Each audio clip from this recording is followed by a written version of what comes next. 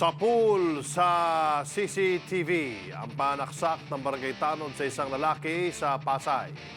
Napikon daw ang lasing na sospek ng ilawan siya ng biktima habang jumijingle. Umaksyon si Faith Del Mundo.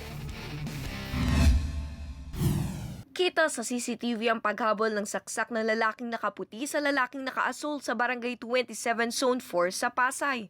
Ilang beses dinadali ng saksak ang biktima. May isang lalaking umawat pero nakaalpas pa rin ng suspect. Ang biktima naman, pilit na inagawang balisong hanggang sa nabugbog at nakaganti siya ng saksak sa suspect. Pagkatapos, mabilis na tumakbo ang biktima at sumakay ng motorsiklo.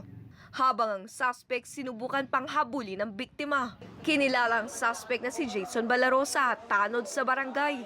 Sa investigasyon, umiihi ang lasing na si Balarosa sa pader nang ilawan ng motorsiklo ng biktimang si Christian Eugenio. Dito na nagsimula ang bangayan. Iniilawan niya ako ng malakas. Sabi niya, ang yabang mo naman pagkat taga rito ka. Ayun. Doon na kami nagsimula. Tapos sino ang unang nanakasakson? Ako.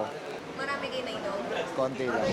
Medyo nakainom yung tanod natin na hindi siya duty nung araw na yon. Hindi natin i-tolerate yung ganyang mga acts. So, kahit tanod natin siya. Sugat sa braso at kamay, malalim na tama sa likuran at tagiliran ang sinapit ni Eugenio sa ospital. Kaya ganun na lang ang galit ng kanyang mga magulang. Kahit anong pasaway siya, hindi ko magawang saktan eh. Tapos sasaktan lang sa ibang tao, di ba? Gusto kong kantiin din. Siyempre po, nagagalit din. Kung pwede lang nga din talagang siya, kaya lang, siyempre hindi naman pwede. Gusto ko lang talaga sana yung makulong na siya yung habang buhay. Sa ospital na rin nahuli ang sugatan din na suspect. Na-recover sa kanya ang ginamit na balisong.